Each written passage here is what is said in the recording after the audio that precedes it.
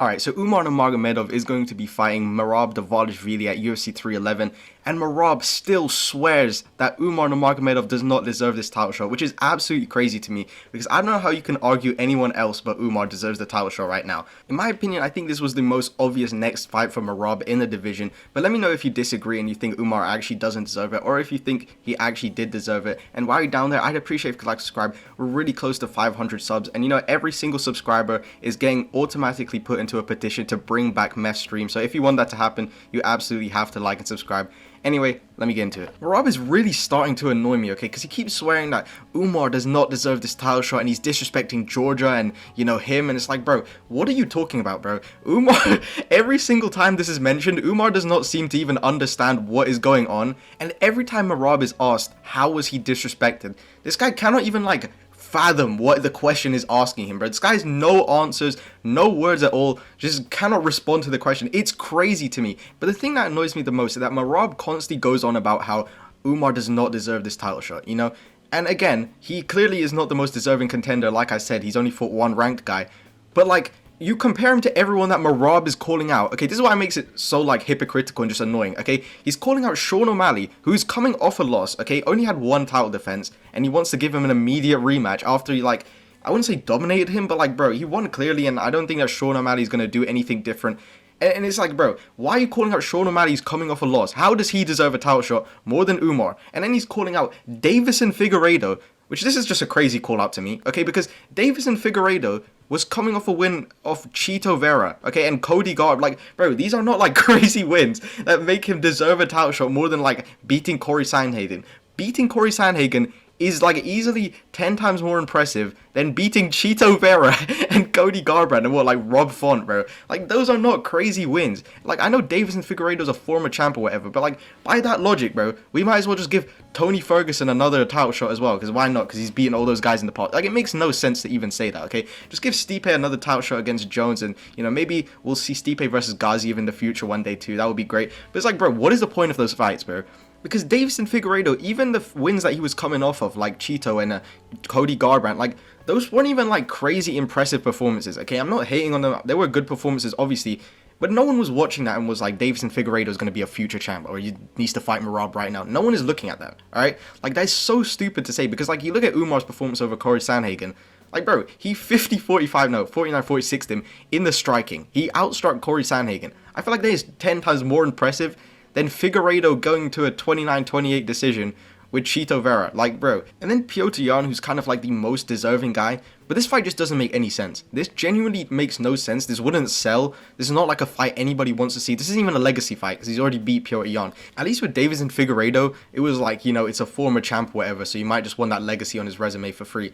But it's so obvious. All these fights are just money fights. They're not even I don't even know if you can call them money fights, because these aren't going to sell, bro. No one wants to watch Petr Yan versus Merab 2, or Figueiredo versus Merab, or even O'Malley versus Merab 2. The first fight wasn't even that good, bro. That's not even a money fight that would sell like crazy, or make Merab, bro, this guy's going to be a millionaire off this fight, at least with John Jones ducking Tom Aspinall, he has a reason to be ducking Tom. He's already done everything in the sport. Even if you hate it and you don't like Jones or you don't want him to duck, you can see the reasoning why Jones is ducking Aspinall. It's obvious, because he's already done everything. He doesn't need to fight Aspinall.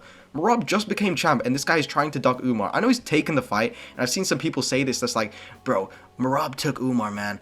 He's not ducking. Are we being serious, bro? He was clearly ducking before he took the fight. I think he just got forced to take the fight. The UFC made him take it, and that's the only reason he's fighting Umar. But why would Merab even want to fight the other guys? It does nothing for his legacy, nothing for the career. Okay, it does really nothing for the UFC either. It doesn't really make any money. It's it's just clear that Merab, I don't know, he just wants free title defenses or something. He just doesn't want to fight Umar, basically. This is my understanding of it. He was just trying to fight everybody before he had to fight Umar. You can say he's not ducking and whatever. I mean, obviously he's not ducking, he's fighting, but he was clearly ducking before. And saying Umar doesn't deserve it was just another way of him trying to delay it, because what's even crazy to me? That Merab, straight after winning the belt at 306, you're supposed to be happy and whatever. You just won the title after working so hard, okay? The first thing he does, he said he's gonna talk to Dana White and try to see if he can fight Davison Figueiredo. Like, what are you doing, bro? This is like, it just doesn't make any sense to me why Merab is doing what he's doing. Like, it just. And another thing that Merab also says a lot, which is crazy to me, is that Umar only beat no resting Sandhagen.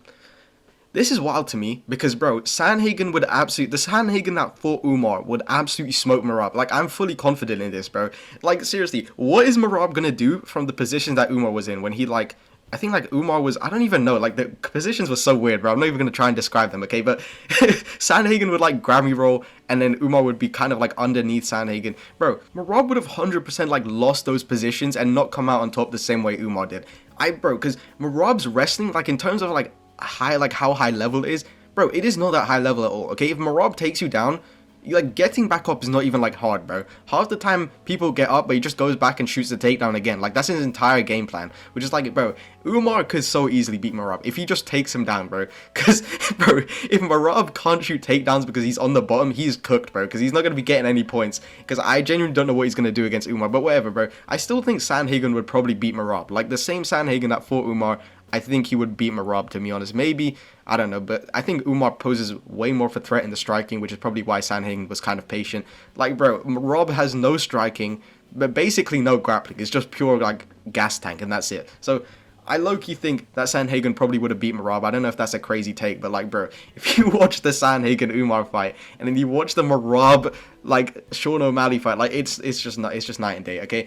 Now, one thing that Merab has said quite a lot that I do think is valid is that Umar's only really fought one ranked guy. He's not really fought anybody. And that is true. Like, he hasn't really fought anybody. But at the same time, him beating Corey Sandhagen in the number one contenders, like, you can't really say he doesn't deserve it. Because, like, you can say it's a gift all you want. Like, it was a very gifted fight. But at the same time, like, bro, Umar, no one wanted to fight this guy. And obviously, he's a very high-level striker. It's not like everybody was avoiding him because no one knew him or whatever. Like, bro, everyone knew that Umar is insanely high level. He has the last name, you know, he's incredibly talented. No one wants to get knocked out by him and, you know, lose their ranking position or lose their title shot or whatever, right?